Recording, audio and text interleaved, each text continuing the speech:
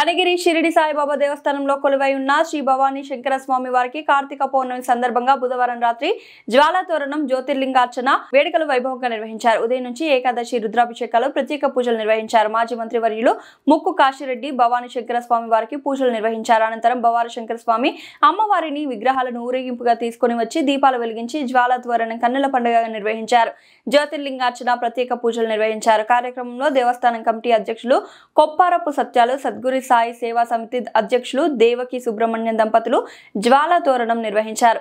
జ్యోతిర్లింగార్చన పూజలు కార్యదర్శి బాలు ఓబుల్ రెడ్డి, కోశాధికారి ముచ్చర్ల ధర్మారావు దంపతులు నిర్వహించారు. వందలాది మంది మహిళలు పాల్గొని దీపజ్యోతి ప్రజ్వలన చేశారు. దేవస్థానం దీపకాంతులతో ప్రజ్వరిల్లింది.